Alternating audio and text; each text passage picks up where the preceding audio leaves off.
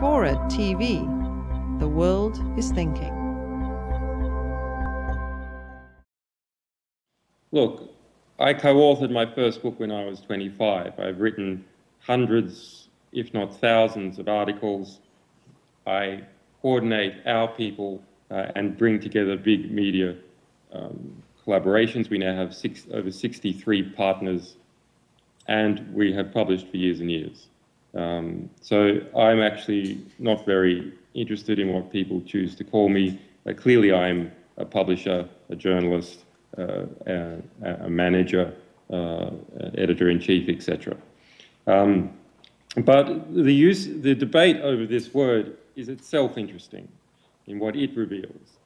The debate over this word, journalist, in relation to us, is the same as the debate over the word torture in relation to waterboarding. It is a definition which has political and legal importance.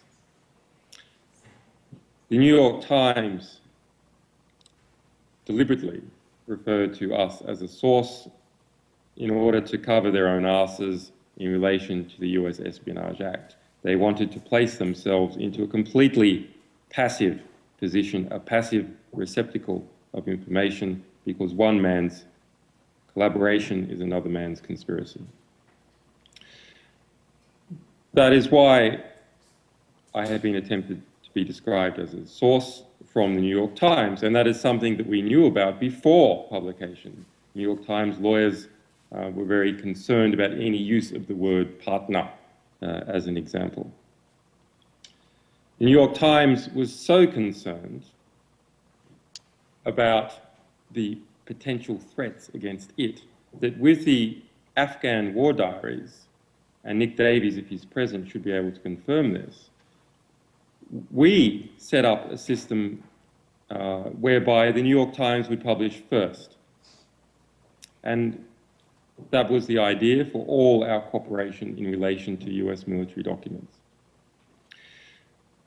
We did that in case there was any allegation that our source or sources were US government employees.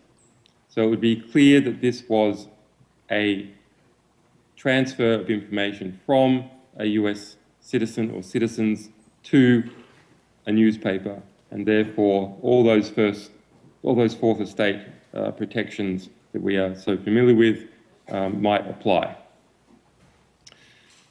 The New York Times, 1 week before publication, said that they refused to go first, at least according to The Guardian. They refused to go first, and they asked not that The Guardian go first, but rather that we, WikiLeaks, go first. They wanted WikiLeaks, a small web startup, to scoop the most influential English paper in the world. Something you would think would be against all its values, all its competitive instincts.